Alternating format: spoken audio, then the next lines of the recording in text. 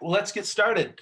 Uh, Good evening, everyone. Thank you for joining us. I'm Matthew Sitman, one of the editors of Commonweal magazine. And on behalf of Commonweal, on behalf of the National Catholic Reporter, uh, Catholic Theological Union, the sponsors of this event, I want to welcome you and say it's great to have you with us for the next 2 hours. We're going to get through this together, do the best we can. I encourage you to pour yourself a drink.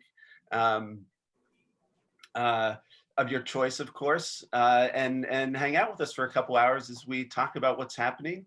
It'll be a mix of some news, states that get called, incoming information, but also I hope the conversation kind of leads us to consider some broader issues and not just consist of rank punditry. Um, and this is going to be a special time together tonight because we have some special guests with us. So let me introduce them before we go any further, and then I'll lay out some ground rules, give you some bits of information that might be helpful for you, and then we'll get the conversation started. So I want to welcome first Heidi Schlump, who was named NCR's executive editor earlier this year.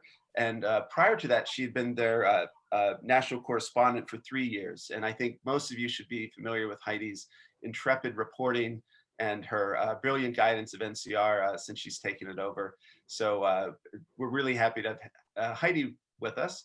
Um, Next up, Miguel Diaz.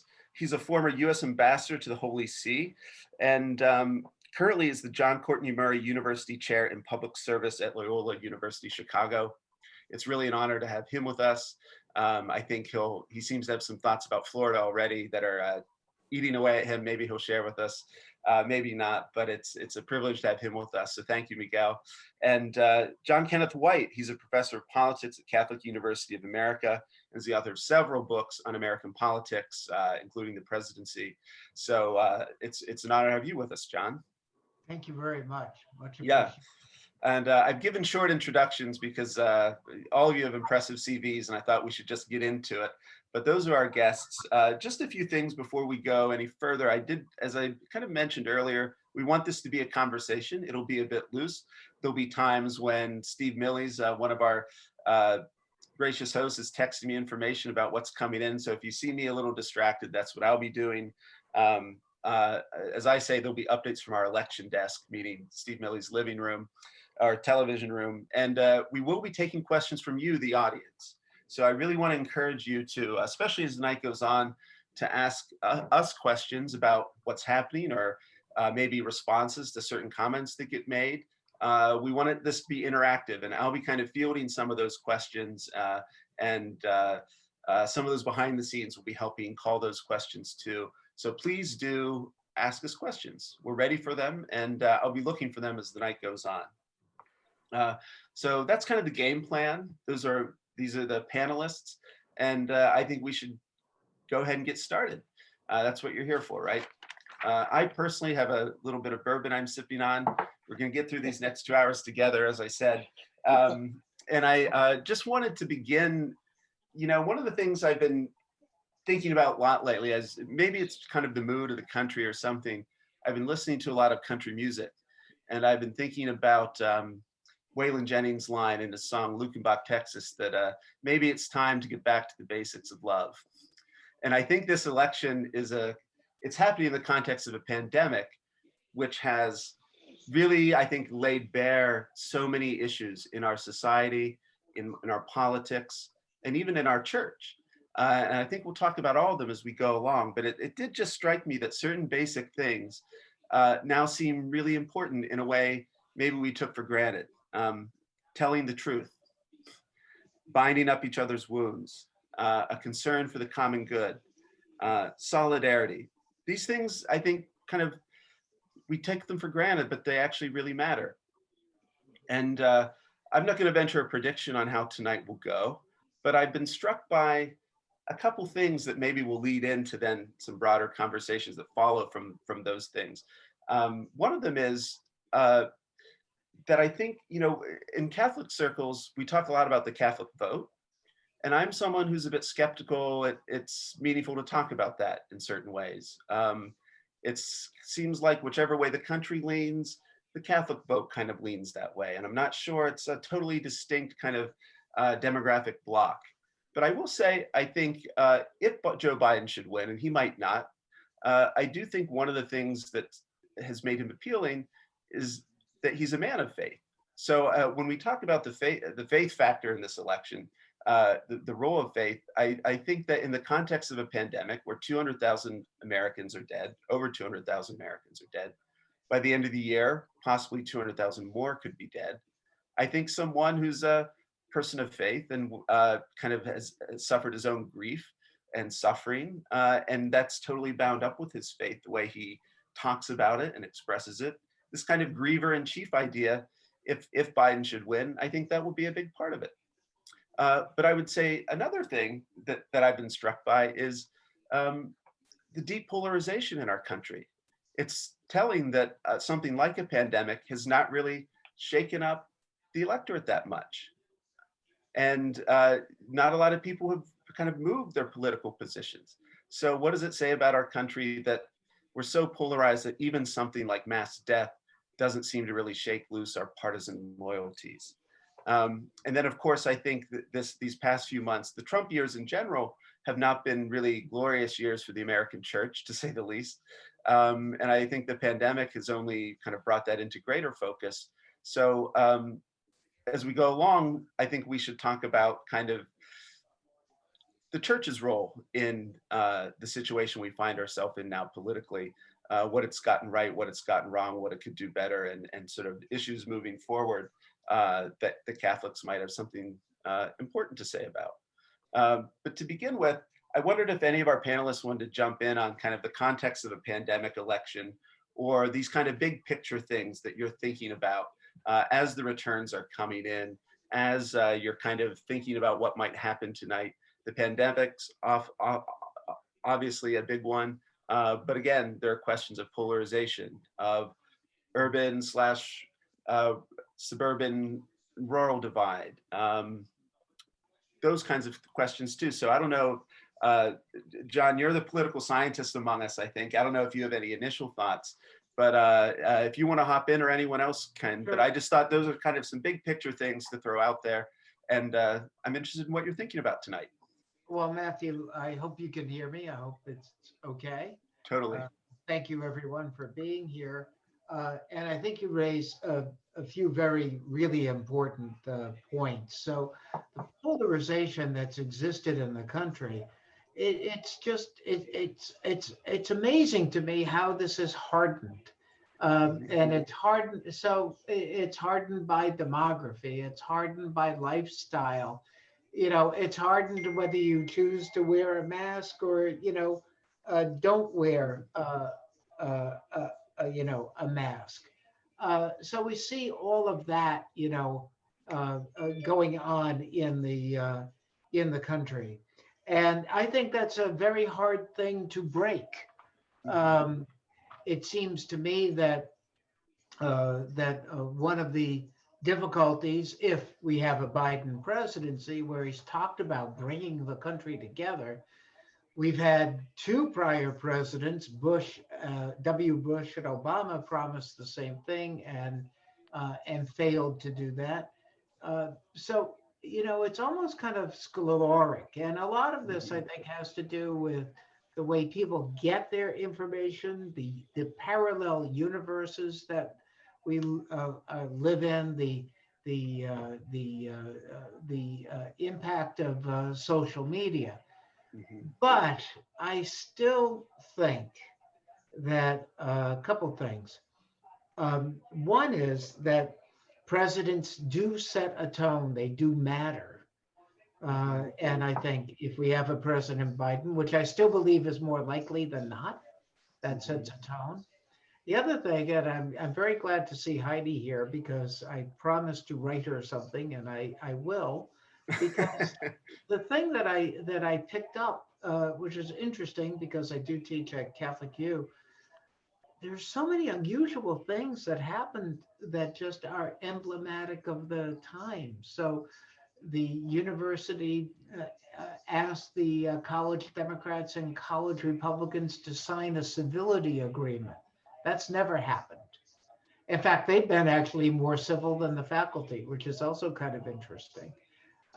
We have we had warnings about public safety and whether there were going to be demonstrations and students, students being advised to basically stay in their, stay put, don't go out, don't go downtown, etc. So, we see all of that at work.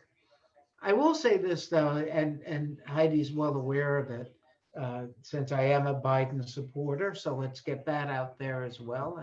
I've co-chaired Catholics for Biden, but just to put that to one side, the thing that makes Biden's candidacy so different from John Kerry's in particular, and also to a large extent, John Kennedy, is that Biden has his Catholicism is endemic to his persona. It's who he is. His life story involves that religious commitment. Kerry never made that a central part of the story. John Kennedy basically said you can't look at religion, you got to look at other things. And one of the reasons I'm so confident in the end, however long this takes, and it could take a while, is that when you look at the three states that really matter, uh, uh, Wisconsin, Michigan, Pennsylvania, Catholics are a huge percentage of that adult population. And I think it's all going very Yeah. well. And finally, my Tim Russert. Yeah. Well, thank you, John. I think those are some great opening comments on kind of the politics side of things. I should say I'm from Central Pennsylvania. I'm from Blair County, which went 71% for Trump in 2016, and that was about 10 points higher than it went for McCain, and about 5 points higher than it did for Romney in 2012. And I think one of the things you're pointing out is that even if Trump's margins in some of those counties, if it's instead of being 71%, it's 67%, that might mean he can win the state, and he might be able to win some of those voters near where I'm from. I'm not confident of that. It's a very Trumpy area. I don't know what to expect, but before we get too far along on sort of in that vein, Miguel or Heidi, did you want to hop in with any sort of big picture things while we're close to the start here? Things you're thinking about tonight, especially? Miguel, did you want to start in? Well, yeah, sure. I spent the weekend making calls for the Biden camp in Spanish to the three states, Florida, Texas, and Arizona. And then we did some calls too in Spanish to Pennsylvania because of the population of Latinos, Latinx people there. And one of the things that the polls always get wrong is it's clearly the Latinx vote because, well, first of all, many times the polls, the methodology that is oftentimes used is simply not accurate to be able to poll accurately the different Latinx populations and the diversity that exists also within these communities as it is being expressed. I'm from Miami. I grew up in Miami, and this the Trump team has managed to create a scare tactics down in South Florida with respect to communism and socialism, and that message has, this has been one of the most, for me, the most disturbing dimensions of this. I mean, it's not just that presidents matter; is that words matter, and this ongoing deluge of just lie after lie after lie. But it is something that after a while people begin, to believe that something is there's some element of truth to that.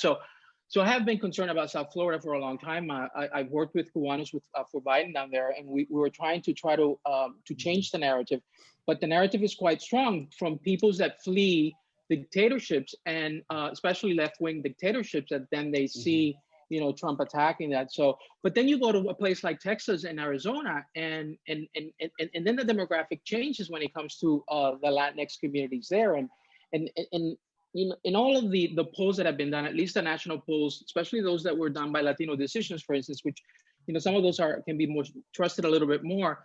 Biden is getting a good chunk of the Latinx vote, close to 80% in some cases, and so that was the same case for Hillary Clinton.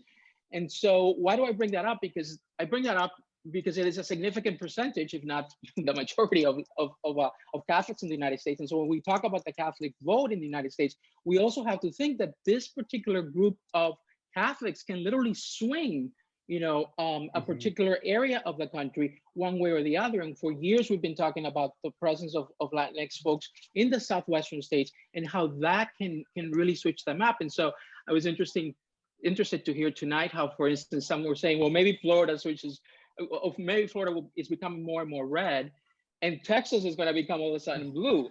And so that's what I have on my mind. I've been kind of like tracking the whole day, this last few weeks, where this Latinx vote is, and how the Latinx Catholics vote with respect to the different issues, and whether or not, and how they differ from, the other Catholics in different parts of the country. So I think that's important too, within the whole picture of looking at the country and looking at Catholicism. So yeah, let's put a pin in that, because I want to come back and push you on, on maybe some more specifics of that as the night goes along, ask you some follow-up questions. But Heidi, what are you thinking about tonight? Well, I'm nervously watching the returns in Florida, even as Miguel is out his home county, which, as predicted, was, it was blue, but the percentage of people voting for Biden is much lower than for Clinton or Obama in previous years. And we're seeing that, and it could be what makes the difference for that state.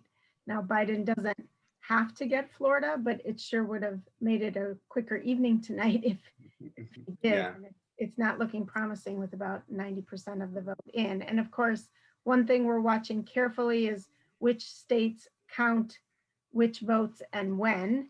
And so Florida is a state that we're going to know fairly soon, because they do start counting the mail-in and early votes earlier than some other states do.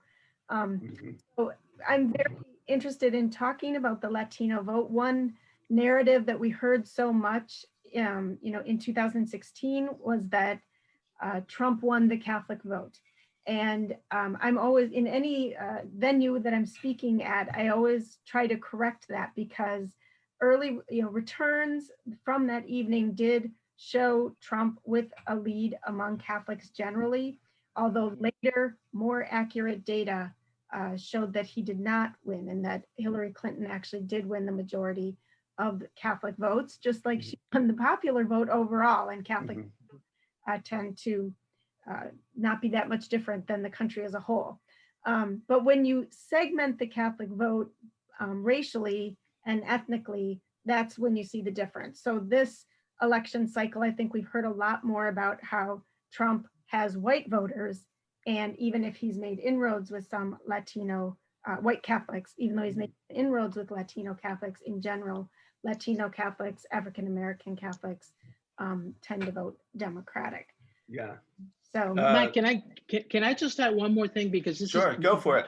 For most of the country, this is unknown, but so those of us that were diplomats, there was a strong effort to reach the vote abroad. And so like I got some reports today that we have about 500,000 additional votes coming in over 2016 from Americans that live abroad who can vote. Those votes, and this is part of this dynamic over the next few days, if not weeks, until those votes are counted. It's like the military votes, right? Until all those votes are counted in states that where the margin may be very, very close, we simply cannot. We won't be able to tell. And I think that just goes back to what, some of what Heidi was saying. And I think it's important that we keep that in mind also, that there are all of these Americans that live abroad who can vote. And those votes, as long as those votes were postmarked, by a certain, obviously, depending upon the states that they're, that they're eligible to vote in, those votes also matter. And we did a specific campaign to target Americans who are voters from these key states like Florida, Pennsylvania, etc. So just another little. Thank you. No, Heidi, I want to ask you a follow-up actually. I want to make one quick point, which is that since you mentioned you're watching Florida come in and the specter of kind of the possible delays in counting the ballots a lot of mail-in ballots this year. Maybe we can talk about that a little more specifically as we go along. But I did this afternoon. I was very nervously kind of in the you're in this kind of dead zone where the exit polls aren't in yet. You know, I voted this morning. You don't really know anything, so I was trying to, you know, have any sort of. I was jonesing for some bit of information, and I saw that only 9 states say that they will have at least 98% of their votes counted by noon tomorrow. Mhm. So it does seem like tonight it'll be worth just, you know, seeing what happens and staying calm and not making rash predictions. But so I wanted to say that, and if information comes in, we'll try to share it with you. But Heidi, I wanted to follow up with you about both the Latinx vote and even some of the African American vote, where Trump some polls show him doing surprisingly well, but it often is with men in those groups. And so one of the kind of polarizations we're seeing is the reaction of women, the reaction of men to Donald Trump, even racial and ethnic minorities kind of being drawn toward him and making inroads with those groups, but also just it's a bit of a trope this election cycle, but suburban white women really, truly just reacting, you know, viscerally to Trump in some ways. And I just wondered how the gender dynamics of this campaign, it really does start with Trump. I mean, he's a kind of grotesquely misogynistic pig who is, you know, the way he deploys that politically, it's a little less noticeable this time because he's not lurching around the stage, looming over Hillary Clinton. But it still seems like in terms of voting patterns, or at least the patterns of his support, the gender gap is a major factor. And I just wondered if you had any thoughts on that or not. But I wanted to, it seems like a follow-up from some of the other data you shared with us, or some of the other Yeah. Well, I got lots of thoughts. Let's yeah. well, let me just say, we ran a really interesting essay at NCR Online of trying to analyze why are some Latinos attracted to Trump, or why is he making inroads in that Latino Catholic vote.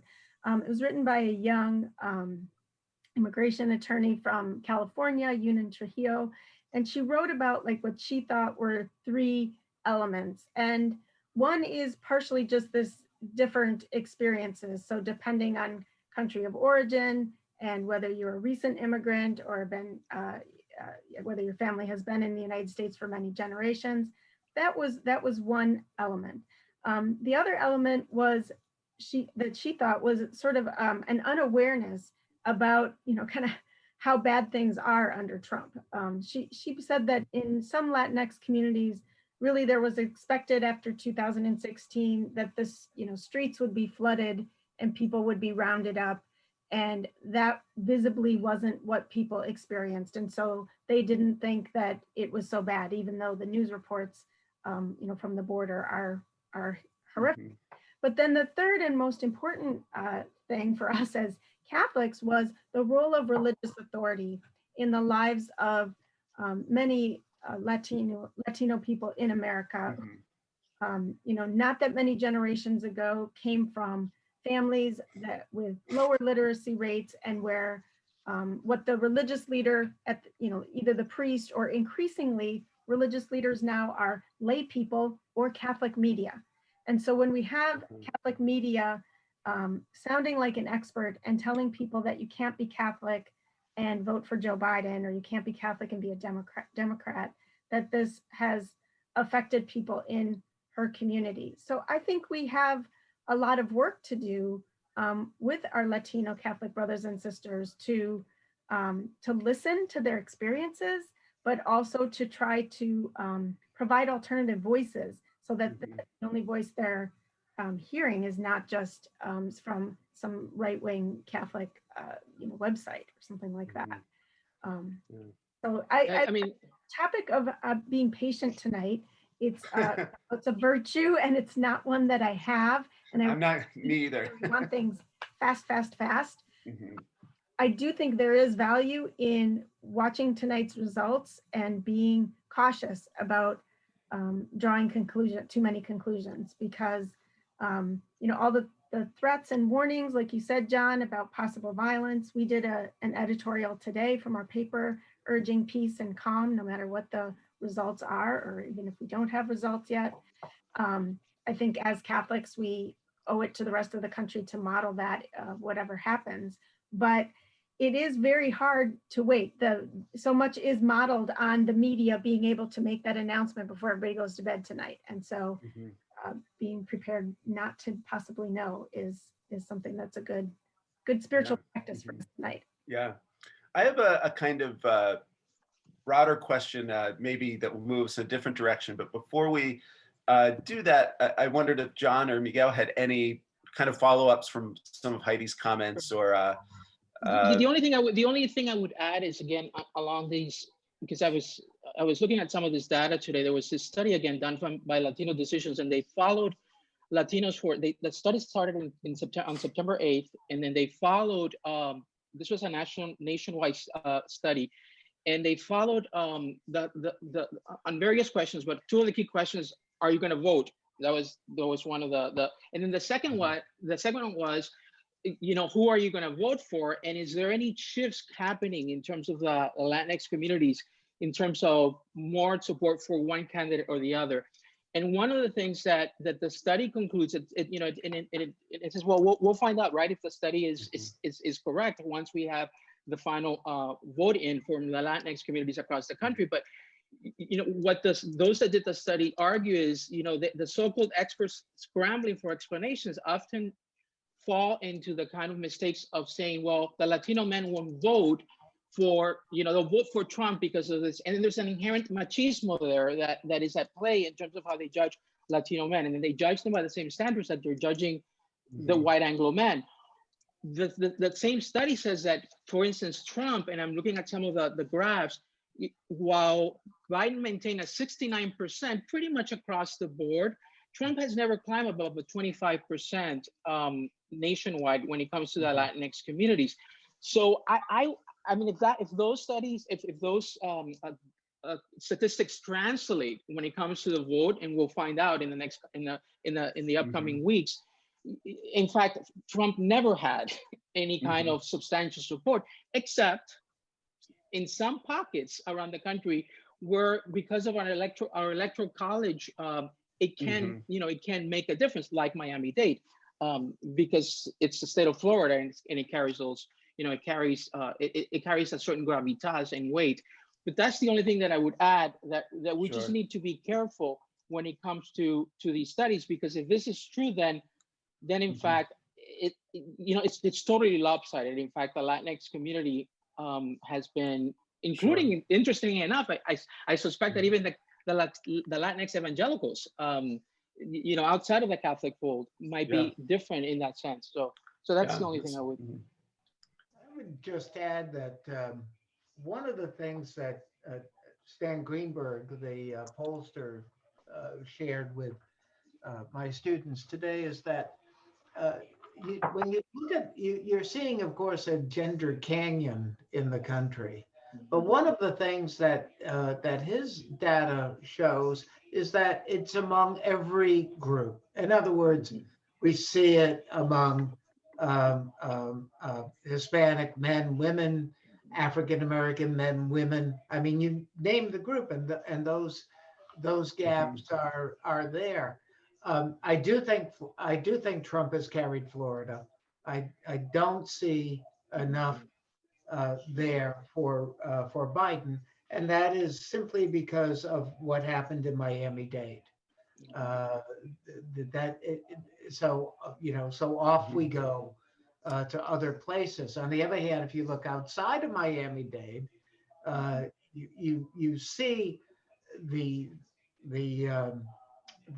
makings, if you will, of a Biden presidency, because Biden did much better among in other parts of the state. It was that place where apparently his lead went to single digits, and that was it. There's one other point too for everybody that I think is important, because we're talking about that rising Hispanic population within the Catholic Church, of course, and then we're talking about white Catholics. And it seems to me that one of the reasons for the intensity of the intra-church dialogue this year, which has been very intense, you know, is it's not only the Biden candidacy. I think in part it is that split, and Trump has exacerbated that. So when we talk about life issues, it's not just abortion, but it is immigration, it is healthcare, it's all this other stuff. And one thing I'm absolutely convinced of is that this dialogue is not going to end tonight. That it is going to continue and perhaps even intensify within the Catholic Church, not just Yeah. the hierarchy, but across the board. Yeah. I thank you for that, John. I think that's helpful. And there's been one kind of question or comment in the chat saying, sort of scolding us a little bit for too many predictions and punditry, which I don't think is the case at all. But it did remind me that maybe we'll want to kind of, move back and forth. And I think some of your comments raised the question for me. This is something I've been thinking about for a long time, which is that if we're talking about the conversation within the Catholic Church, if we can dignify it with the word conversation, there's a sense in which it's very easy to say, well, Catholics should be homeless. The Republicans are right about abortion, but they're wrong about economics and immigration. And Democrats are right about healthcare and the economy, but they're wrong about abortion. So it ends up being a kind of both sides, almost a relativism, that we can't really say which party is kind of, in a broader sense, the good or harm they're doing for the country, or in a broader sense how from a general perspective a certain candidate or party lines up with a broad range of Catholic values, because both sides, that you kind of pretend that both parties are equally bad from a quote unquote Catholic perspective.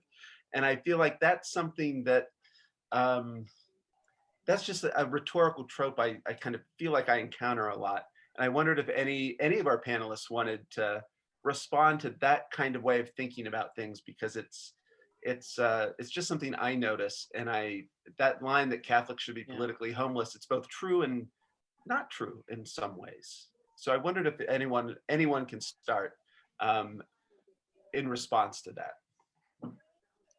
Maybe I would push back just a little bit on at least when it comes to this particular choice that we have before us, because I just think that no matter how much I've wrestled with my conscience, there are simply so many life issues that have been undermined under the current administration that it's not even, it's sort of like I've asked myself, do I live in the same planet? It's just because it's not just simply of the liberal press vis-a-vis Fox News or this or that. It's just that there is a daily for 4 years, and I think this is why so many of us are exhausted.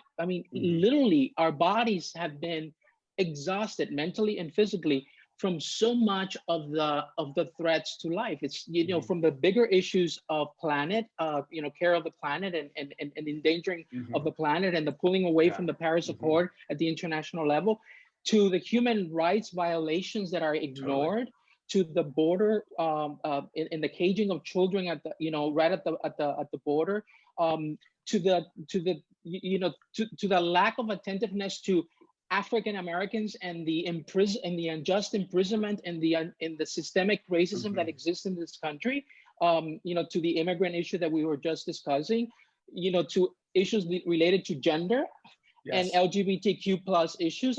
All of that. It's just I don't even know where I can say, okay. So I get this issue of life in the womb, but I've oftentimes said, well, do we have to kill the whole planet and kill all life? No. And then who survives? Yes. No. I just want to clarify for viewers. I was not agreeing with that premise. I totally agree with everything you just said, and I think I sort of slipped into slight moderator mode by offering that more objectively. But I totally agree with you, and I think kind of the two-step is, you say, well, both parties are kind of deeply flawed. So the next move you make is say you have to just vote for the party. If both parties are flawed, then you should vote for the anti-abortion party. And that's kind of the way that I think the rhetorical moves go.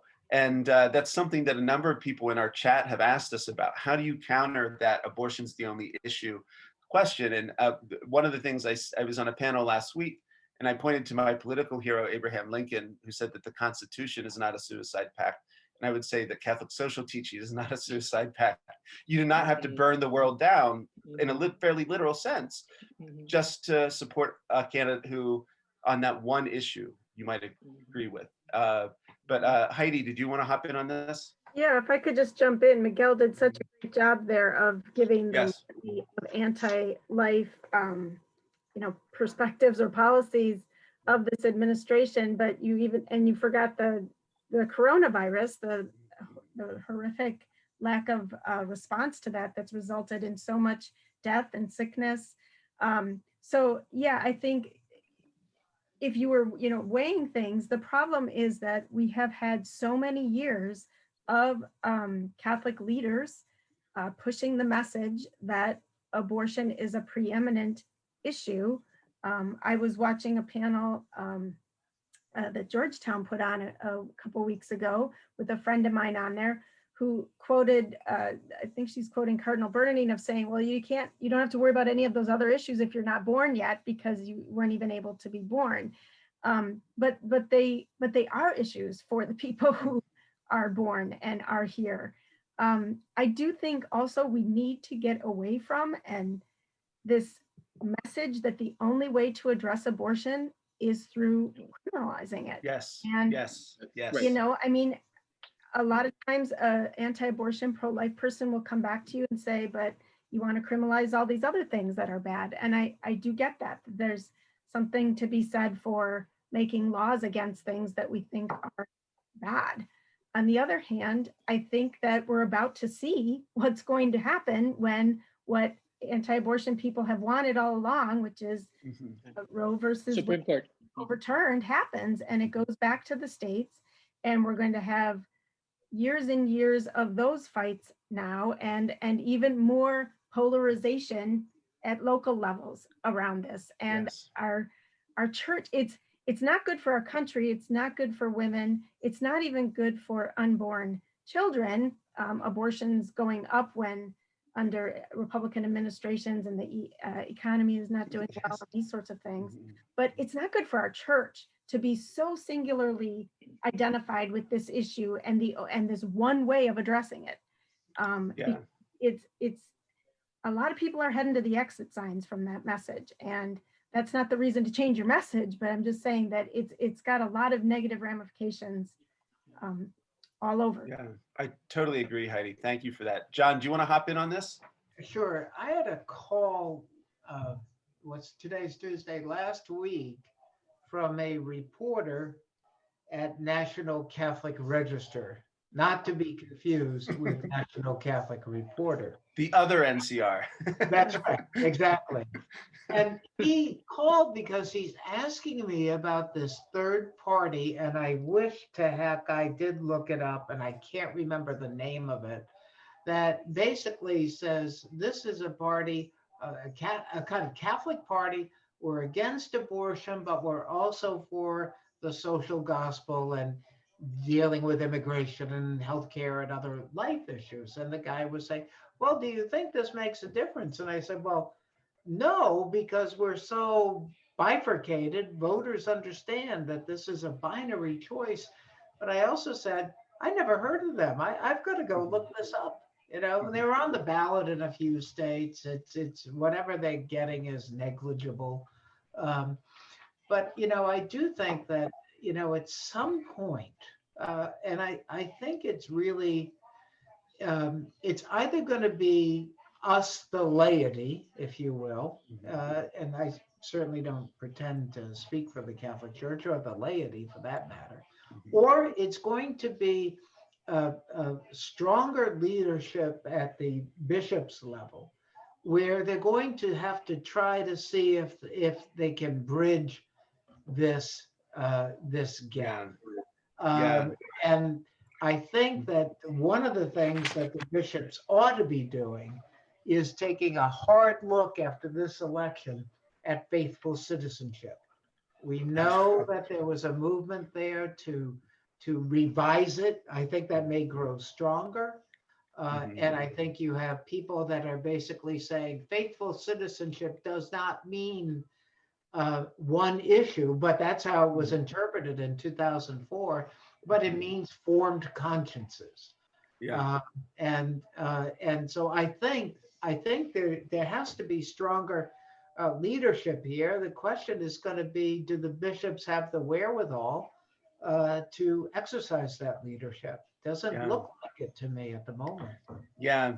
I want to go ahead, Miguel. No, I was just going to say, if I can just add one little thing here, is it's also that we, as American Catholics, one of the things that serving abroad did for me, and of course, as a Cuban exile, I've been moved around and had the experience of having to leave my, as a child, the country that I was born in, and go through that whole traumatic displacement. But whenever you're displaced to another place, or whether it's by choice or by by service, one of the things that it awakens you is to life in its various dimensions and in its various threats, right? And so one of the things that I think we've gone too myopic as Catholics in this country is that, to borrow from Pope Francis's Laudato Si's expression of the integral ecology of life, this integral ecology extends beyond our borders. It extends. When we say about defending life, we have to think about the fact that, yes, we are all interconnected, not just to the rest of the, other creatures, but yes, it should matter to us that people south of the border, or that people across, in places like Aleppo or in Africa or wherever it is, or people, or yes, it should matter to us that there are some members of the LGBTQ plus community, for instance, that may not survive at the end of the day because they're criminalizing laws that prevent them from living simply because of who they are, based on the on the basis of gender identity of human or human sexuality. That's a Catholic issue. That's a life issue. There should be no compromise when it comes to those issues. And yet we don't even raise those issues other than to say, oh, well, but this is not essential to, it's like the best kept secret, right? You're talking about that social Catholic teaching. Yeah. Well, all of these things are best kept secrets because they're issues of life, but we don't make them integral to our faith. So. Yeah. Heidi, are you wanting to hop in? The American Solidarity Party, I think, is probably what you were talking about, right, John? Thank you. One of the things I think all of your comments these past few minutes have got me thinking about is maybe just to put a fine point on it, is it seems like there's the sickness in American politics is actually, the church is deeply implicated in it, or at least the church leadership is. And it's worth just saying that the leadership, the bishops of the United States exacerbate the political problems we're facing rather than possibly healing them. And one of the things I was struck by was that Pope Francis released an absolutely stunningly beautiful encyclical on solidarity and fraternity with political themes, social themes that are, to call them relevant is an understatement. And yet, maybe in the rush, I'm a magazine editor, I've been very busy these past few weeks, maybe I missed it, but what impact did that beautiful encyclical have that could not have been more timely and could not have spoken more directly to the issues we're facing? And I think to some extent, to the extent it's been ignored, that's the fault of bishops and priests, archbishops. The church leadership has that. It seemed like it was often just ignored. It was ignored in parts of the right-wing Catholic press, but I think it was also ignored among church leadership. And I just, you don't necessarily have to comment on the encyclical in particular, but I do just, maybe the question of the interlocking sicknesses, if I can put it that way, of our politics and our church, and also the way I just felt like this encyclical that could not have been more timely, and again, spoken more directly to our situation, how little impact it seemed to have in the American church. And I that's an open-ended question that you can take any way you want, but I don't know if Heidi, you wanted to start, or Miguel, John, any of you can go for it. Well, one of my favorite quotes is from on walls, right? On walls building. The whole encyclical is about walls, right? In some ways, it's about tearing down walls, whether physical or or the kinds of relational walls that we have built. The Pope calls that barbaric. He calls this erecting of walls, or it's a form of a barbaric civilization. And how can it not speak to us, Matt? I mean, of course it has to speak to us, but where is the leadership? Where are our consciences to say we have fallen into this kind of walling ourselves? We don't need a wall on the southern border, because in fact the wall in the southern border is symptomatic or symbolic of those walls that we've already established amongst ourselves. To protect ourselves and in terms of prejudice, in terms of racism, in terms of all those isms that really keep us from encountering one another. So this is at the core of what we need to do in terms of, in my opinion, beyond this election, because the wound is going to remain, and we're going to have to heal this nation community by community, but we cannot heal it without addressing some of these deep issues that are with us. Yeah. Heidi? Well, I would just say that it was a powerful encyclical, and it had some really challenging and countercultural things to say about economics and politics and culture. It was long, and it came probably after a lot of people had already voted. So I think it's like many things that come from the Pope, or even from any church leader. I mean, it's very easy to just criticize bishops for not doing more, but the truth is, well, first of all, our bishops have lost a lot of their teaching authority and credibility because of the sex abuse crisis. But even if they hadn't, it's very hard to issue a statement, and what happens is the people who agreed with you already on that issue are happy about the statement, and the people who disagree with you on what you said in that statement or encyclical are upset about it. And then it really becomes more about the fight between those groups rather than the content of the encyclical. I will say, if you were to compare the release of the encyclical, which came at the beginning of October, right on St. Francis's feast day, with the comment in the documentary about civil unions, and how much more influential that probably was on everyday Catholics. So, when I go to my socially distanced outdoor, everybody masked Halloween party in my neighborhood, the few Catholics I do know who identify me as, one of the only Catholic liberals that they know, are asking me about the civil unions thing. They're not asking me about the encyclical. So I just think we have to be also real about, we have to be accepting of what the reality is today, and that those sorts of ways that, because the New York Times and other secular media took that and ran with that then becomes, kind of a teaching moment, but also it's a interesting way of communication, the way that keeps his message. Yeah. I want to follow up. John, do you have something specific on that end, or to that end? I'm going to say that I think Heidi is absolutely right about the statement on civil unions, which is reflective of a broader reality, because there are so many people who are either gay or no gay people. In other words, attacking them, it's attacking my brother, my sister, my cousin, the whole 9 yards. And I think a lot of this also goes to a real debate of, for some Catholics, having a smaller church is perfectly fine. They'd like nothing more. They'd like nothing more than for all the people they don't like to be out. If you're Catholic, the troublemakers. you're Catholic light, we're happy if you is a little bit emptier.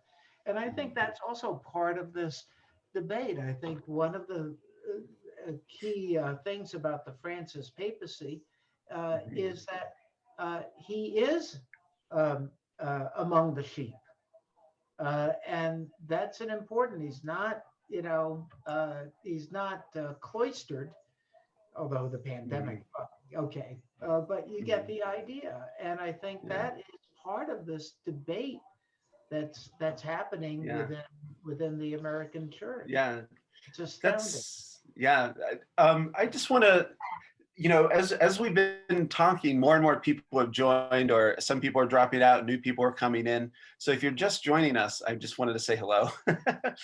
You're coming in the midst of I think a conversation I'm enjoying. I could just keep going all night, but we're approaching the halfway mark, and we're probably going to update you with some calls in a few minutes. Steve Millies is texting me here with some updates, but I wanted to just keep going with this. I didn't necessarily expect we'd get this into things in the first hour, but I'm enjoying it.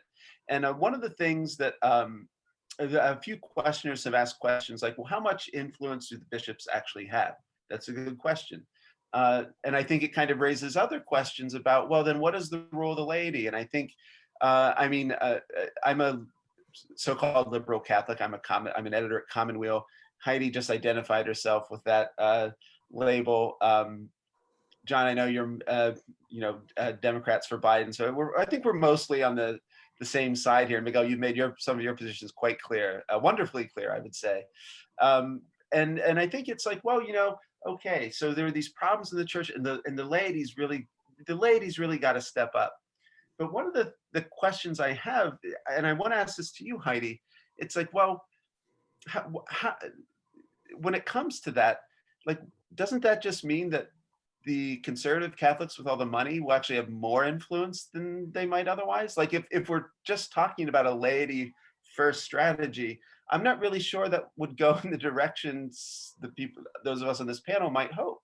And it's not really a solution necessarily. I mean, there's just a way in which money becomes a huge issue in these matters, and it means that to the extent the teaching authority of the bishops is weakened, kind of recognized leaders with collars on, doesn't that just mean it opens it up more to right-wing Catholics who flood the zone with money and a million different publications and YouTube channels and podcasts and everything else? And it doesn't actually, turning to the laity might not go the way we think. And I know you've done a lot of reporting on that, Heidi. And so these kind of questions of how the church can help us move forward some way.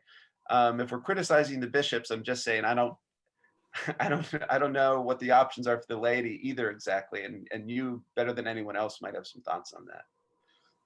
Well, yes, this is an argument I've heard even from, people within NCR who say, be careful what you wish for, because a lot of what in the wake of, for example, the McCarrick and Pennsylvania grand jury, heard a lot about the laity stepping up, and who we were hearing it from was like the Napa incident, and people on EWTN who are not particularly connected to bishops, or only to a certain few.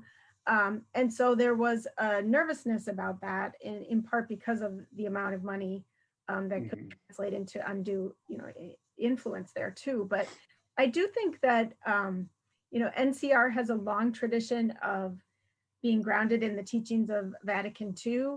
And I don't think you can just pick and choose those depending on who the bishops are, or which direction the laity is going, or is going. So I'm more for lay involvement, even if it has the inadvertent effect of allowing some particular wealthy or ultra conservative Catholics have more influence than they should. I think the solution there is to, as we are doing at NCR, is to continually shine the light on what they're doing and trying to show their connections. They come off as extremely hypocritical when they paint themselves as these Orthodox Catholics, but then don't have respect for the current, occupant of the papacy. So I think we need to be careful about that kind of hypocrisy too. Yeah, thank you. I sort of posed the question sharply, but I take your point, and I don't want to concede NCR's ownership of Vatican II among liberal Catholic magazines. So I'm with you on a lot of that, and maybe this is a plug that anyone watching should subscribe to NCR and Commonweal. We'll not make you choose tonight. John, do you have any thoughts on or Miguel have any follow-ups from Heidi in the kind of lay person question?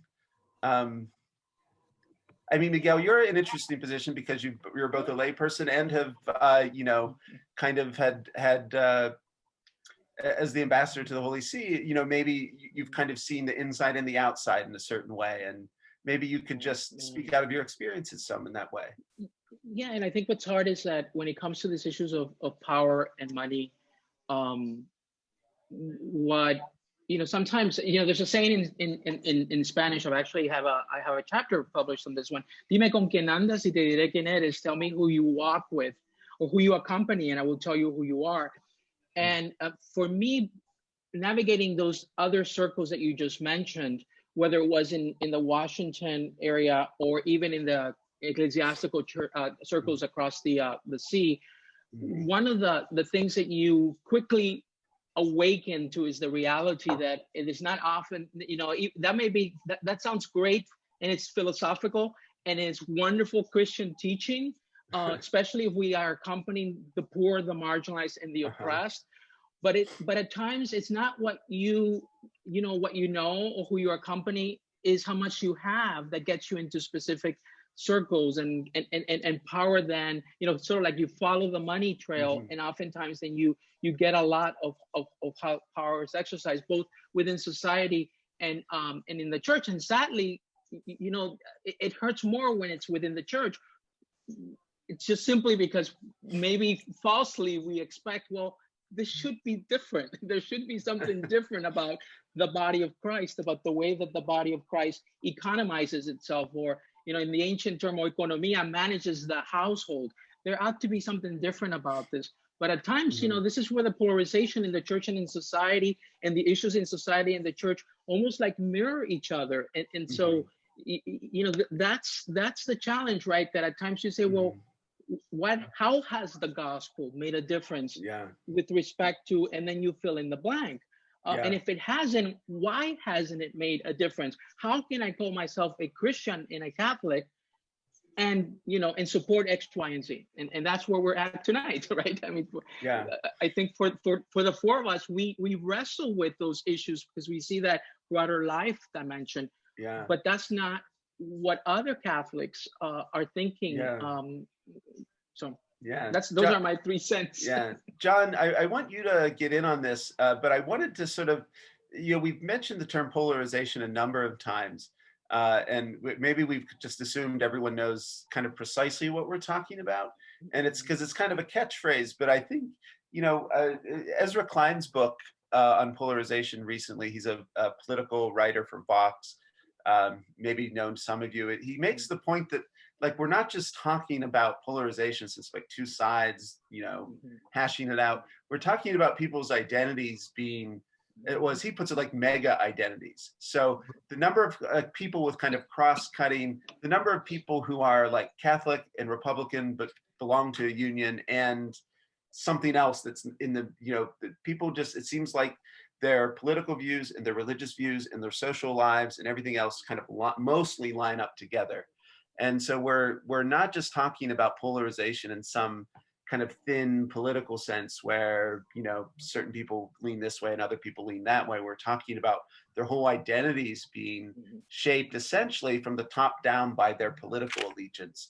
And I just wondered if you could speak more about that, especially in the context of what it means in the Catholic Church and how it kind of seems to cash out in a political / religious sense. So when we look at, thanks. When we look at, I wanted to make one quick comment about the money.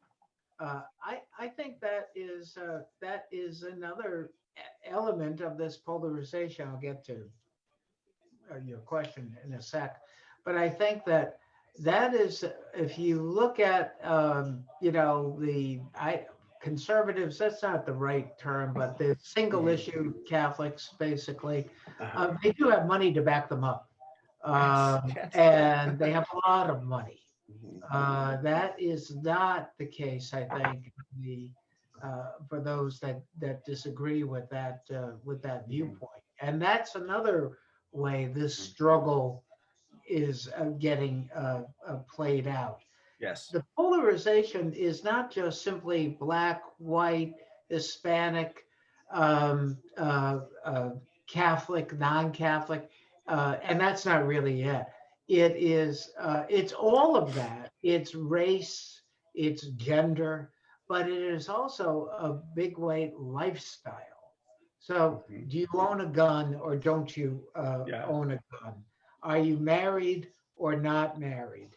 Do you attend church regularly or don't you attend church regularly? Mhm. We see these divisions being played out over and over and over again, despite the fact that you've had candidates that basically have said over the years that they want to bridge the gap. George W. Bush, I'm a compassionate conservative. Well, it assumes that there's another kind. Um, right? And the same thing, with Obama. Trump never played that. I mean, Trump basically said the country is divided. I make no attempt to heal the country.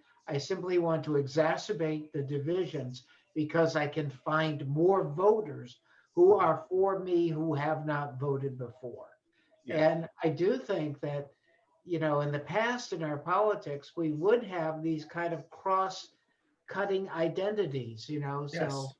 but what's happened is that as the cultural issues really started to come to the fore in the 90s and 2000s, and now just, with the rise of social media and different Mhm. universes, what's the matter with Kansas, the old Tom Franks book that said, hey, people ought to be voting their economic interests, just gave way to these lifestyle, cultural, and identity Yeah. questions. Yeah. Um, Thank you for all that. I want to kind of, oh, Heidi, do you want to hop in I here? just wanted to say I agree, but so much of that lifestyle, this comes from people's experiences. So when your child is gay, or when your neighbor is out of work, or when you're in an Absolutely. interracial family, or when you have life experiences, these are not just things that are Absolutely. determined at birth. And I think that when we talk about like what effect did the bishop have, or the pope with his statement, you need to be speaking to the things that people are dealing with on a daily basis in their lives. Mhm. And Yeah. Yeah. sometimes that is economic for a lot of people, but Mhm. sometimes it is these cultural Mhm. issues and lifestyle issues. Yeah. And I would second that. I think that's right. I agree with Heidi that the political is personal and the personal is political. And I think that what Trump has done is that he has heightened, because of his policies, that kind of personal dimension, because so many of us at one level or other have experienced the threats. I would call them Mhm. life threats on so many different levels. I spent my summer 3 weeks caring for my uncle in Miami, and I couldn't even go see him because he had COVID, and I had to literally care for him over a distance. And he has Mhm. no remaining. I am basically in charge of all his caregiving, and it's that kind of Mhm. stuff where I think I agree with Heidi that these are not just abstract things, and Trump has made him so real for so many of us at so many different levels, whether it's racism, whether it's ethnocentrism, whether it's Mhm. you name it. But it's not just an idea anymore. No. um Mhm. as perhaps it's never Yeah. been that way, but you know what I mean. It just seems like for many of us it's hit home too closely, and the Mhm. consequences of a second Trump administration for many are just too costly. And so I think that's where that personal and Yeah. political is so powerfully united in this moment in history. So Yeah, and let's just be honest too, that there are many people on the other side who their life experiences are also leading them to be voting out of a sense of fear. And it's mostly absolutely. the way the country, the world is changing, the loss of power Right. in among groups that they tried Mhm. when they were in power. They Right. Yeah. 1950s Mhm. were kind of a great time, and wouldn't mind going back to that. I mean, I think when we talk about do we need to understand where other people are coming from? Can we cross any of this political divide? We have to understand that some of those fears Mhm. come out of their very real Yeah. experiences too. Yeah. Well, So how do we deal with that? Because that is really, if the task is to do some bridge building, and we have those real, the fear of others and the fear of their distinct humanities, and they're going to be a threat to you fill in the blank, whether we Yeah. attack immigrants or we attack whatever, we all know those attacks. Yeah. How do we overcome those kinds of, it just seems like this is unchristian to have this kind of, Yeah. Well, That has the answer. What is the answer now? no. Well, I think the real difficulty is that I don't know how to handle that when, well, I'll share a conversation I had with a family member recently. I won't say who exactly, but so Heidi, you're right that other people speak out of their experiences, vote out of their experiences. But, I was talking to a family member who said, I can't support Biden. I'm not a socialist. I said, well, that lucky for you, neither is Joe Biden. And he said, and Joe Biden's going to defund the police. And I said, no, his platform is to increase funding for the police. And like issue after issue, he was simply incorrect. And so his fears were actually not based in the truth.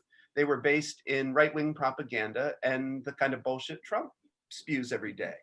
And I did learn later on that this family member had been at a Trump rally in central Pennsylvania a few days before. So it's like, there's a real way in which, like, I think the truth shall set you free, and the truth has to come first. And that doesn't mean you can't have conversations where you slowly and gradually and compassionately try to move people along. But it's, as a political matter, I don't know, you can't concede anything to lies and untruth. And that to me is the real dilemma. You're right, people do vote out of their fears, but including people we disagree with. But it's really not based in reality much of the time, because there is. But it is real that our country and our world is changing, and it's going to be less white. Yes. And so it's a lot easier to say, well, I'm afraid of somebody taking my gun, or of,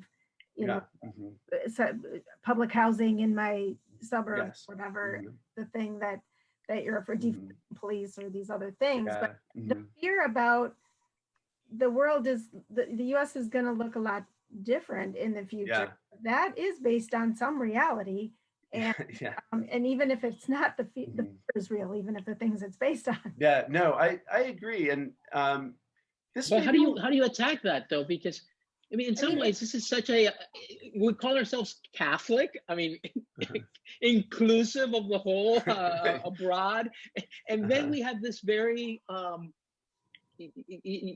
cave-like or ghettoized in terms of a very narrow-minded perspective on what reality is like. And so that's what I mean is, how do we, if we are truly inclusive, how do you welcome the person who comes from a different, the African American next door, or the undocumented or documented Latinx, or the gay person, or go down the list there.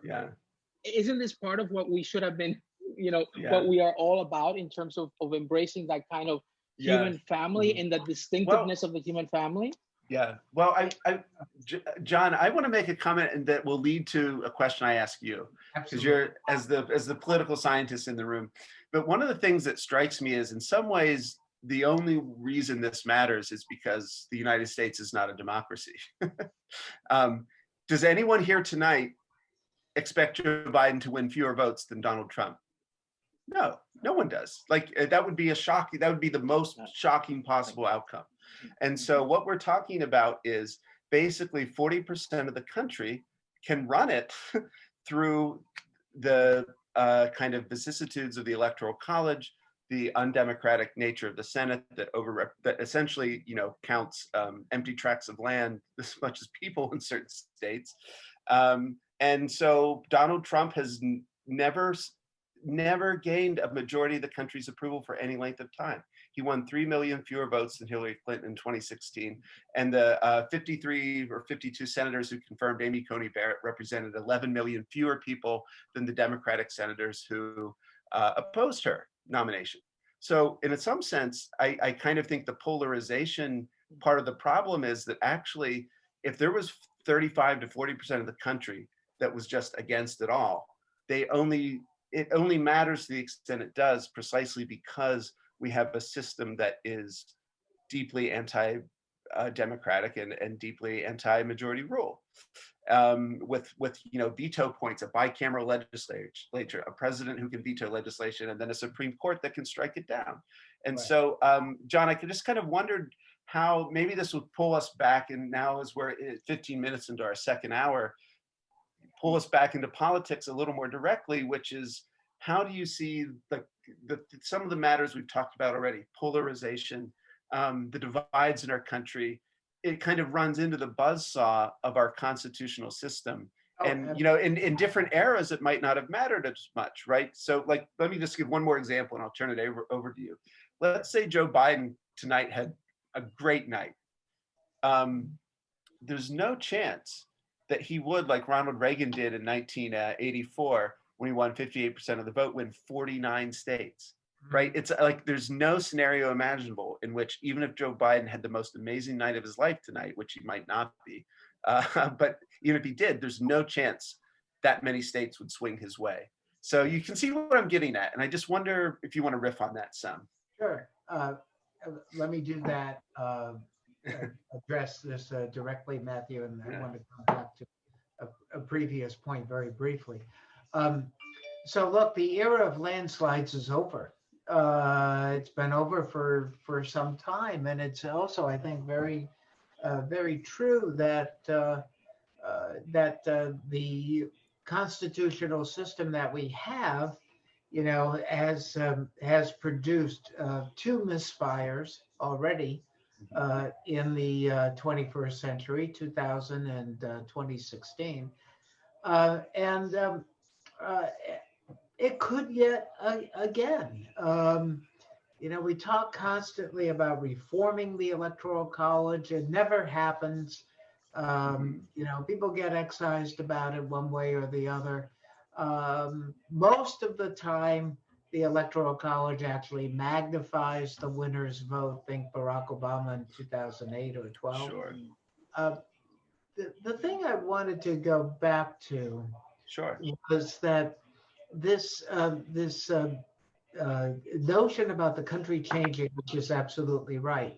So look, by 2042 or 2044 or 2050, the United States is a majority minority country.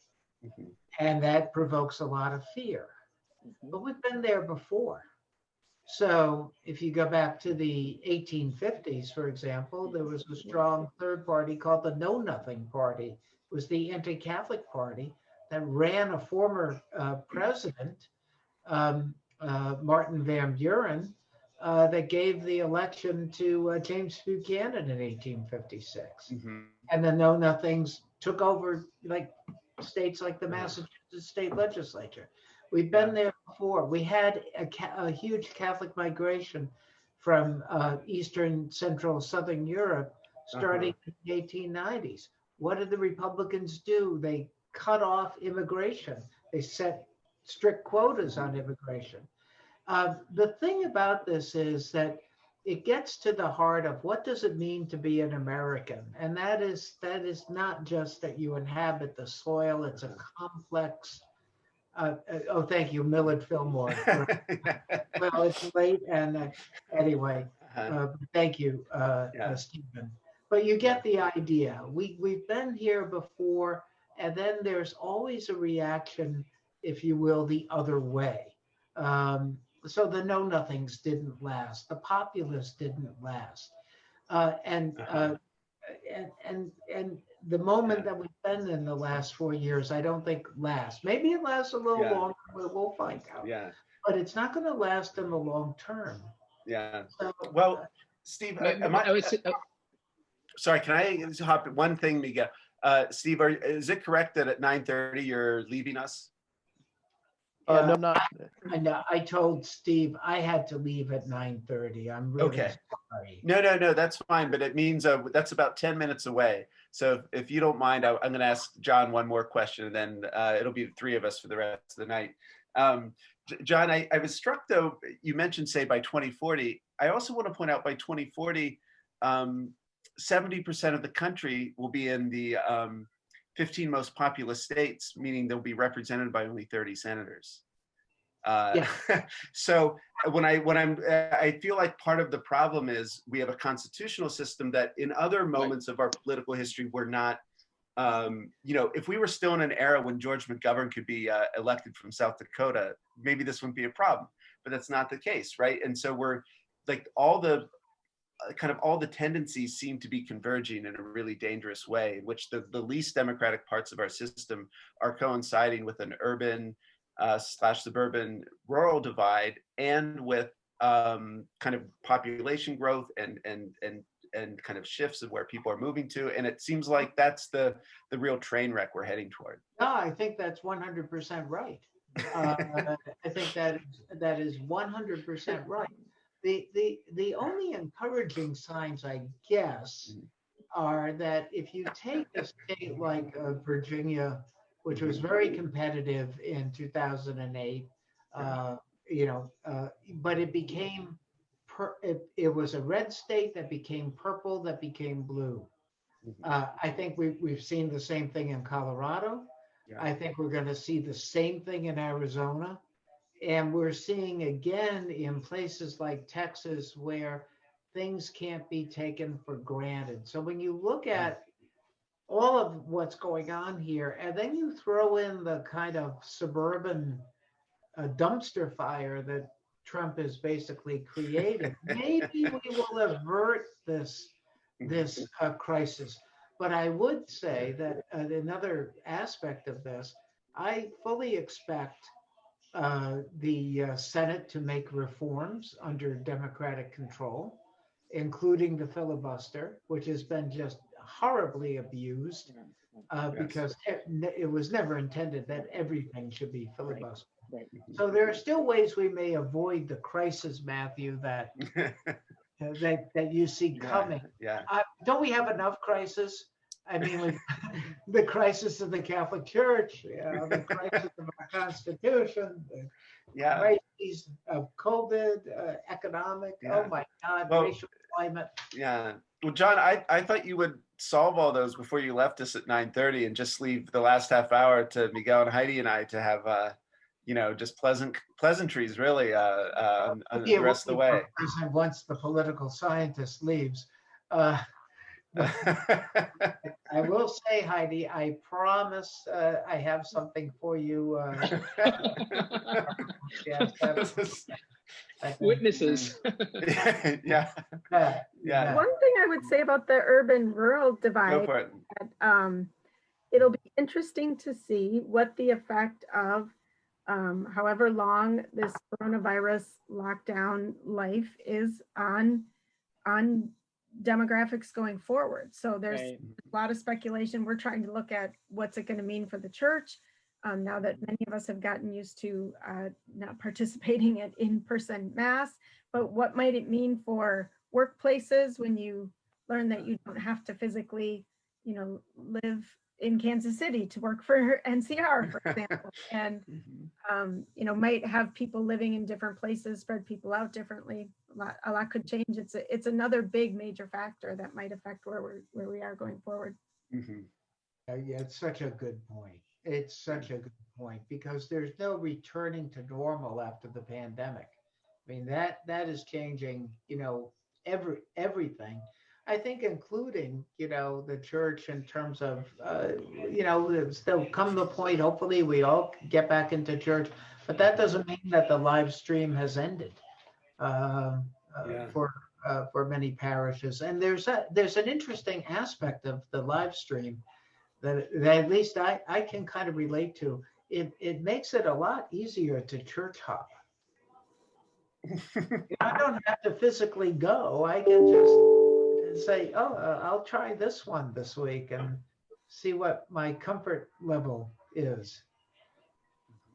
But hasn't the pandemic also sadly revealed to all of us what some of the stuff that we already knew, but it's just made the wound deeper because the health crisis has revealed the social so the virus, the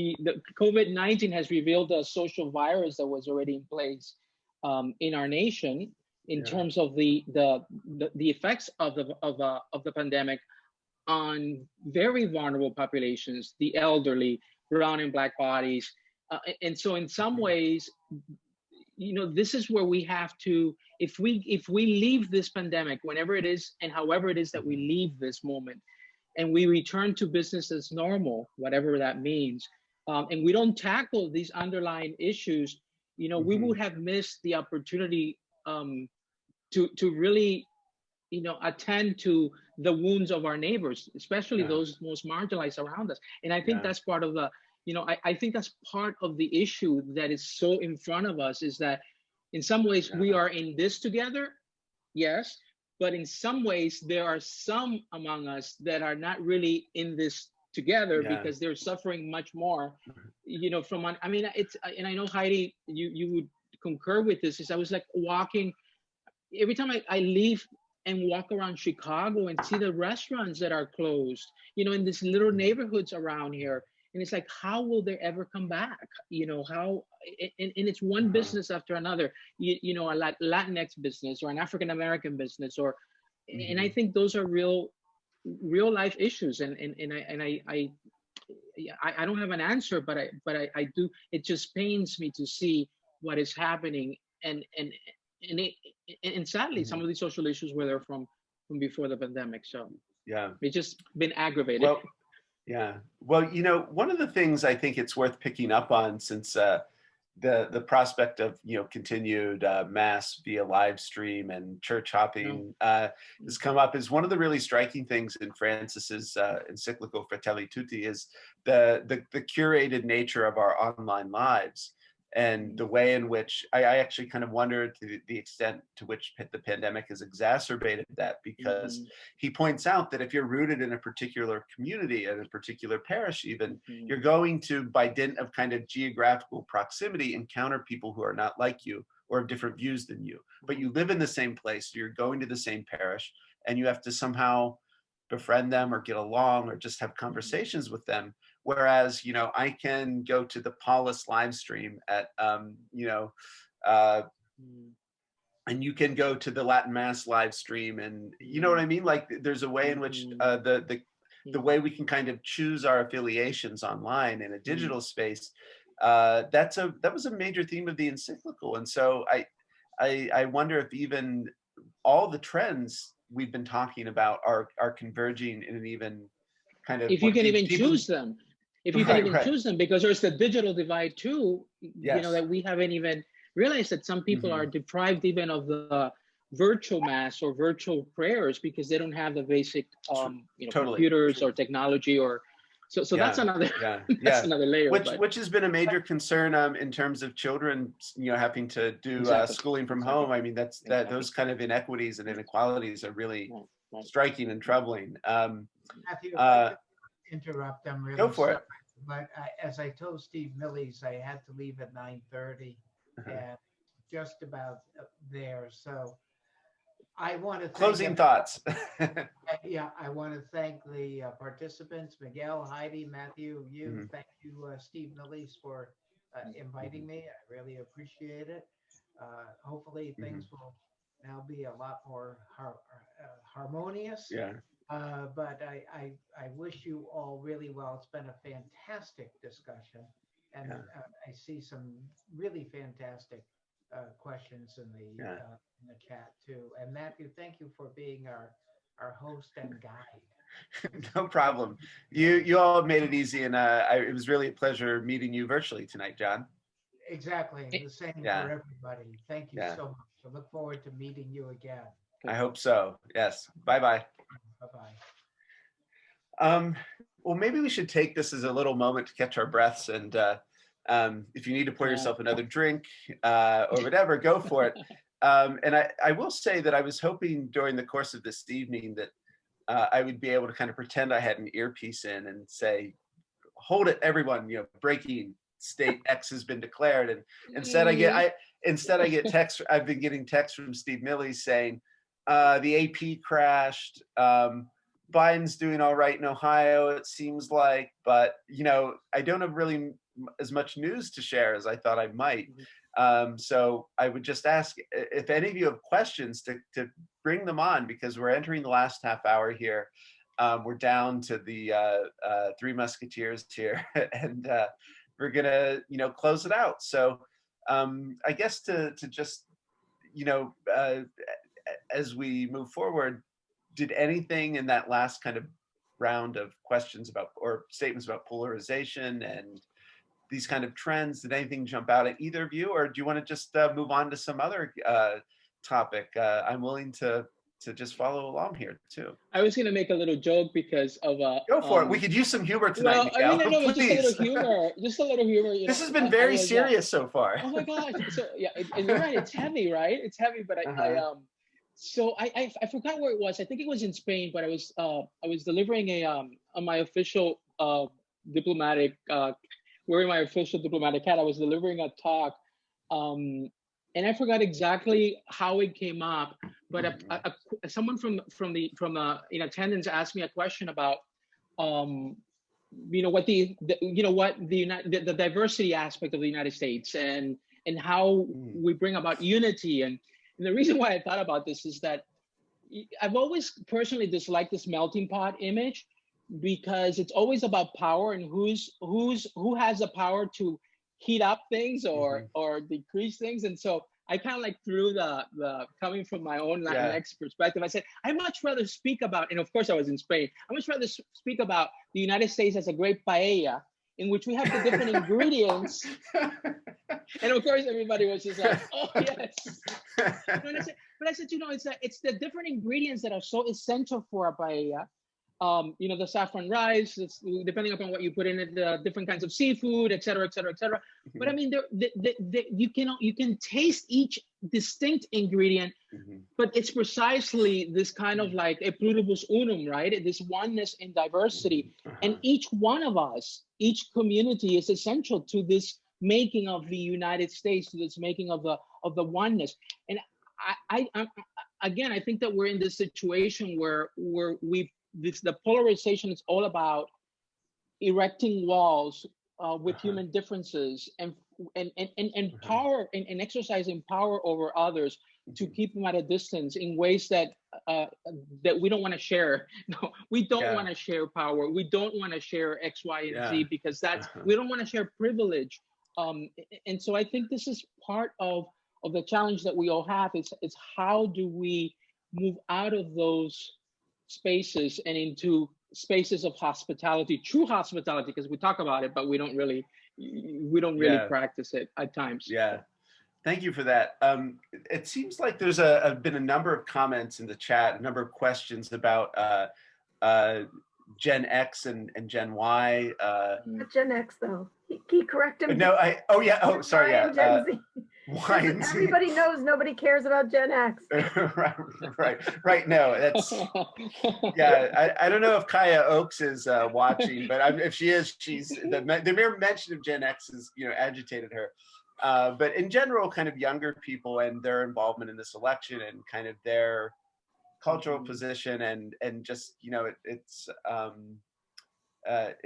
I mean, the questions seem to be something along the lines of speak about this. So I don't know what there's not a specific question, but I think it is an interesting thing to consider, because I mean, it is interesting that both of these presidential candidates are well into their 70s. Right. And that, I mean, I'm not knocking that, but I'm just saying it's this kind of strange scenario in which the people are going to inherit this country very, very soon. Even the congressional and Senate leadership are, Elizabeth, a Twitter friend of mine has just said, as a Zoomer, many of us are kind of disillusioned. And I think that's very understandable. So it is this scenario in which it seems like the long-term problems we're facing are not really being addressed in kind of aggressive ways by either candidate. I mean, I voted for Biden this morning. I definitely prefer him. But when you think about someone like AOC talking about the Green New Deal and the way that excites young people, and I have a lot of friends in the Sunrise movement, working for really, I would say drastic, response to climate change. And we kind of all know what those realities are. And here we are as a country in the midst of a pandemic with two senior citizens kind of bumbling their way forward. And it's not a very encouraging scenario for younger voters. And I would just say younger people in the church, I think are, that's another layer to this. So do either of you want to jump in on that Gen Z, Gen Y question? I will, and I think I'm Sure. reading the chat, and I like the juxtaposition also of the question that says, if it weren't an election year and a pandemic, what do you think we would be talking about? We would probably be talking about young people in the church and how there aren't enough of them. Right. One topic that comes up at pretty much every event I'm at. Mhm. I'm encouraged by young people, despite the difficult hand that many of them have been dealt in terms of growing up during a time when our country has been at war continually, and growing economic disparity, and not always the best example by previous generations, mine included. But so I'm encouraged by them, but I think we have this strange situation with the church, in that the young people who are institutionally connected to the church tend to represent such a small segment of young people. So we have the more ultra conservative younger people who are very involved in parishes or in campus ministry groups like Focus or these other organizations, and they are perceived as the future of the church, because younger progressive Catholics or people who grew up Catholic are not as institutionally connected. And so they're kind of either written off, or there's a lot of hand wringing about them and how do we get them back. And I'm, just as someone who's straddled, connection to institutional church and struggled with it my whole life, I'm a little more porous with those boundaries, and thinking about people who grew up Catholic or who are frustrated with the church, or not currently connected institutionally to the church, feeling like they have a lot to teach us. And I'm not so worried about getting them back in, so that they can boost up our parish numbers. Although people whose job it is to care about our institution surviving, I know need to worry about that. But I'm encouraged by young people, and precisely because they do care about issues strongly, like the environment, like economic injustice. What I'd like to see is the church, who has so much to say about those things, so many good things to say about that, and these young people over here, to somehow find each other. So yeah, totally. I wanted to point out my colleague, a colleague of mine at Commonweal, will point out that 50% of Catholics ages 14 to 29 are Latinx. And one of the things I meant to say way back at about 8 p.m.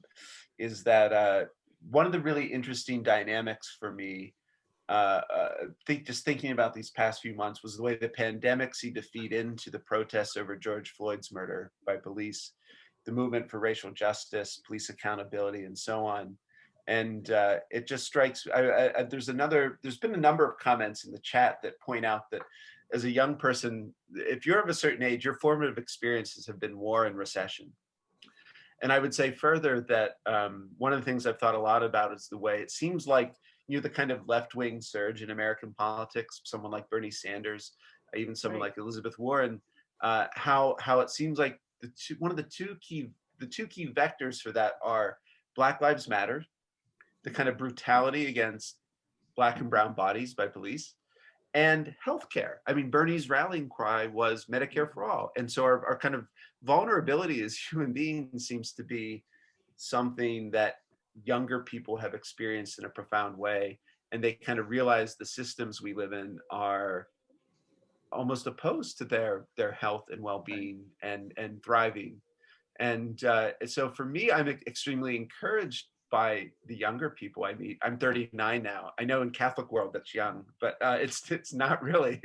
I'm into middle age now, but the younger people I meet, they seem to have great politics and really, they've been forged. Their experiences have been shaped by these really profound deficiencies in our system. And when I was talking about the age of our candidates, and it seems like the top-heavy nature of our political system, that's one of the things that worries me. People whose lives urgently need more than what we're giving them, who recognize the deficiencies of the system we're in. It seems like both our political system and the church are not really meeting those needs and meeting these people, the future of our country and the church, where they're at. And I don't know what the answers are, but I feel like I've been talking for a while, and Miguel, I haven't given you a chance to speak at length. So I don't know if you want to hop in on that, or Heidi, if you do, but I've just been struck by these comments in the chat here that are raising these issues very forcefully. And maybe, we have 20 minutes left. We should talk about it some. No, I think it makes for a great question about the theology of the Holy Spirit, and from a theological perspective, it just makes a great, because in some ways these young people have voted with their feet, right? They've left some of these institutions because and it's interesting because we always use even what I just said, they've left these institutions. In some ways, we can say that in fact the institutions left them.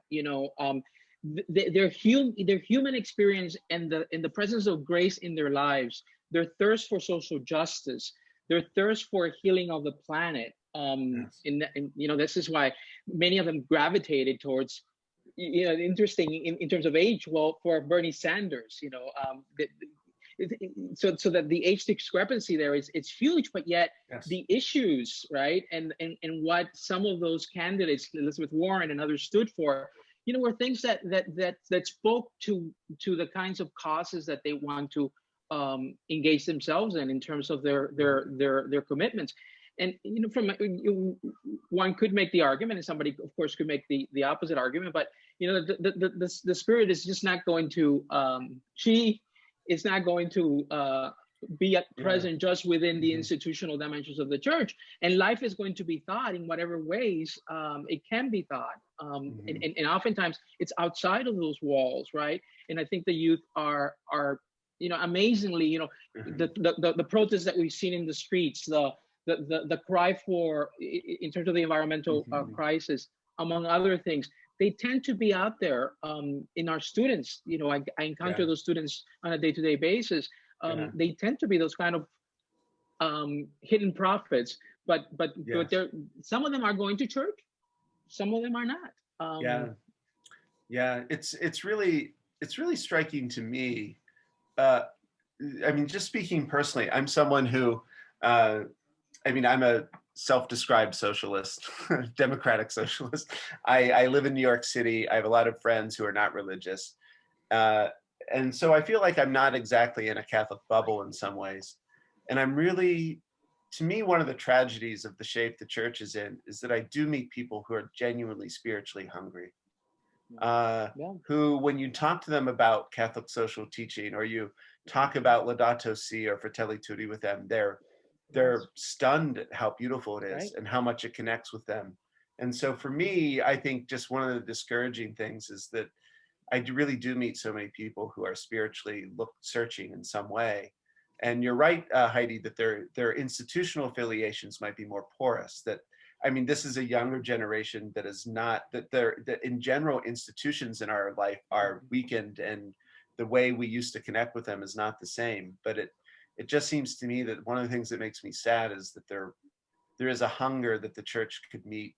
And because the bishops and other elements of the church are totally obsessed with abortion in the most narrow-minded way possible, and you are interested in carrying water for Trump, and are interested in just kind of serving the forces of reaction, there's a whole generation of people who are looking for more, who their needs are just not being met by our religious leaders.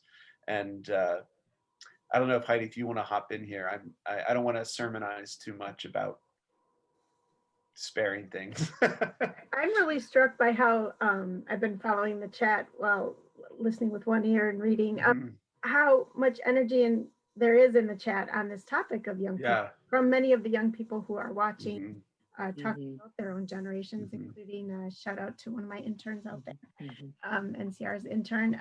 So I think that you just have to give them space and and some of the platform. I mean, I think we're seeing this in almost everything we've talked about tonight. It's about some people have power and they don't want to concede any of it because that's scary to hand it over to somebody else who's different from them. And whether it's because they're young or people of color or, you know, not going to your parish or whatever it is, that's a scary thing. I think it's in some ways just human nature. This rise of populism and authoritarianism, this is not just happening in our country. This is happening around the world. And, you know, we see, you know, you made this point earlier, I even wrote it down, Matt, about how our church is implicated in all of the sicknesses in our American politics and kind of vice versa. But I'm hopeful because I'm a believer that Jesus came with a message that can bring redemption, can bring new life to things that seem dead. And so I really trust, you know, both in that Christian message and in the Holy Spirit to work some magic, or not magic, to do some work in these areas. And it just seems like a no-brainer. Our church that has such a positive message. I mean, yes, the bishops this and the singular focus on abortion. I don't deny any of the problems. We write about them every day in NCR, but there's so much good going on too in the church. And if we could just bring these groups together, I think we could have some impact. Yeah. Well, Miguel, I was going to say, I also think that the young people, not everyone, because it's important also not to box everyone in, you know, to do exactly what we're trying to avoid, to say, well, all the young people or all Latinx or all Black persons. But I mean, as a whole, I do think, and I'm looking at some of the comments on also on the chat, you know, that they are much more fluid, hybrid in their thinking. They don't think in the kinds of boxes that we ourselves were socialized into. And so I'm looking at, you know, some of the questions or some of the comments, you know, we cannot even deal with the issues of cis vis-a-vis trans or vis-a-vis, how can we even deal with the complexities of the hybridities that all of us embody? And I think this is part of the question that we lack, the sort of like, at least some of us, and that's where I think that they can offer us, they can teach us about dealing with these multiple identities, hybridities, etc., for which most of us, we were like, you know, it's sort of, well, you have to be Cuban or American. And then I would say, well, on Thanksgiving, can I have my black beans, the rice, and the turkey? It's sort of like, no, you have to choose, right? But we do it this way. We do it on the level of ethnicity, race, sexual orientation, all these categories that we have to put boxes into people. And then once we box a person, that's it. You know, it's so hard to sort of like unbox them, because now we've stereotyped them, or now we've characterized them. And so, but I'm just looking at some of the comments. I don't know if they're coming from young people. Yeah. Well, Miguel, I have a question for you specifically, since you're the diplomat in this group. I try, right? No, we're all diplomats. This day and age, we all have to become diplomats. Yeah. But I'm struck by the number of people who in the comments have just spoken about listening.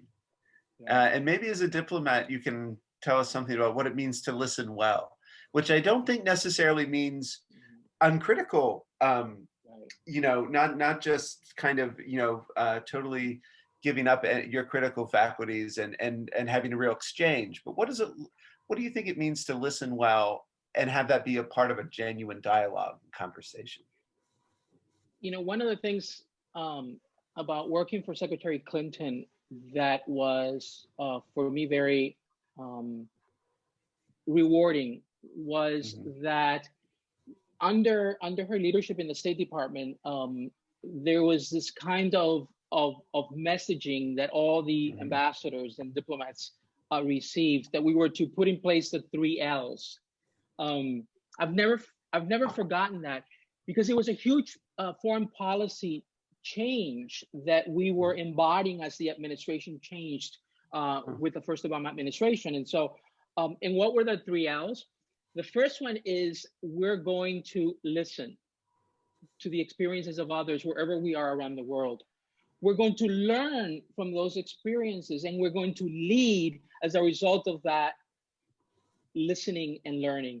And so those were the three L's, right? But it plays foreign policy, and it plays, and that's why in these different worlds that I inhabit, this is one of those worlds that under the Trump administration, the crisis in foreign policy, the crisis in the State Department, the crisis in the breakdown of our, of those diplomatic efforts that are so important for, for keeping our global community together, has been so hard on me to witness.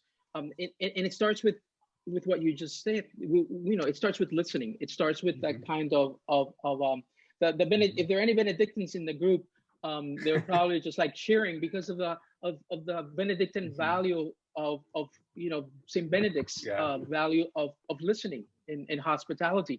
And I think that these Christian values that we have can be translated into public policies that really benefit not just Catholics, not just Christians, but the whole human community. And those are one of those values that I would say we have to return to, because as we witnessed in one of the debates, there was not much listening. And I think that how could you have civility when you can't engage the other in his or her or their humanity? Well, Miguel, that's wonderful, because I do feel like it kind of has brought us full circle back to my initial citation of the great philosopher and poet Waylon Jennings about getting back to the basics of love. So we have about 9 minutes left. I'm told, at 10 Eastern, 9 Central, we'll cut things off. But do either of you have final thoughts? I know for me, it seems like, the number of decision desk calls we made tonight was non-existent. Steve Milley's just texted me saying, Ohio, it's tightening. So even that one little tidbit of information I gave earlier is now kind of modified. It doesn't seem like I haven't got a lot of updates from our decision desk team about states going a certain way. So I'm not sure in terms of the election in particular what we can say, other than be patient and try to see how things go. And for me, 49.5 in Ohio, 49.2 right now. So I'm not sure we want to speculate on the outcome of this election precisely, but in the minutes we have left, I wonder if there are any closing thoughts or just thoughts you want to put out there for what the next day or 2 or 3, maybe longer, will be like. Any wisdom to impart, since we've established we're all olds on here, in comparison to our Gen Z viewers. Perhaps the one thing that comes with age is at least some wisdom. Maybe we can impart some in these last 6 or 7 minutes. This is Rose Southall, and I'm perhaps amongst the older of you, because I'm in my 80th year, just turned 79. But I like the notion of listen, learn, lead, but I hope it leads to collaboration. I agree. Thank you, Rose. I agree. Collaboration is how we get there, and that's not what has been happening. And if you go back to way back when with people in Congress. Anyway, enough from Rose. Thank you so much, Rose.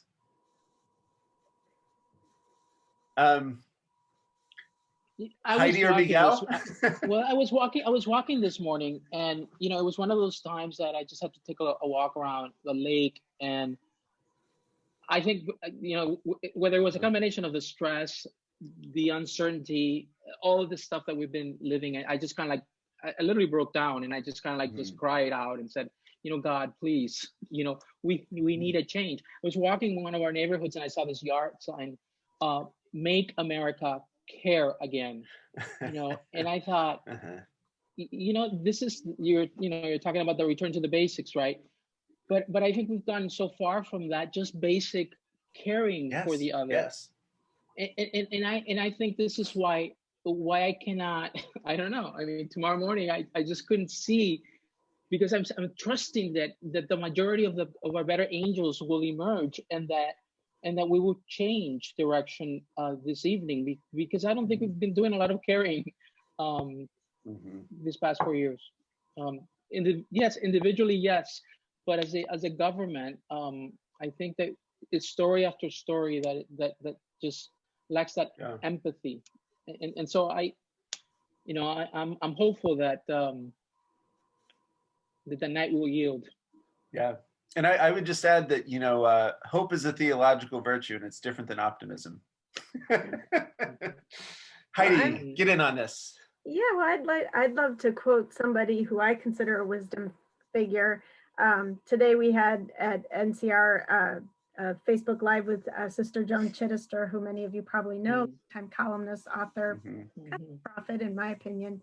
She had a lot of great things to say. She was really fired up, and her column that she wrote for us this week, we were really trying to focus on where do we go from here, because I think no matter how this turns out tonight, or even if we don't know tonight, whatever the results are of both the presidential and the other elections. I mean, obviously these Senate elections are very important as well. Yeah. Here in Chicago, we're trying to look at a graduated income tax in our state to have more fairness.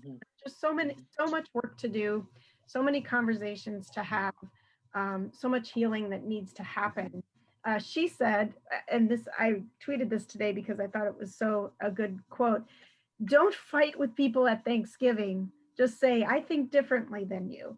And it made me realize that even on the personal level, and many of us will not be gathering with our family at a table at Thanksgiving because of coronavirus, but we have to deal with our families, our neighbors, people in our workplaces who think differently than we do. And, I've been encouraged by the number of people who wanted to gather tonight to think about how our faith informs this very important night where we're looking at elections. Yeah. I think we have we can draw on that faith to do a lot of great things in the 4 years ahead, no matter who's president. Yeah. No, thank you for that. I guess if I had a closing thought, one thing I would just say is that I have been struck recently by, I'm not a big C.S. Lewis fan, actually.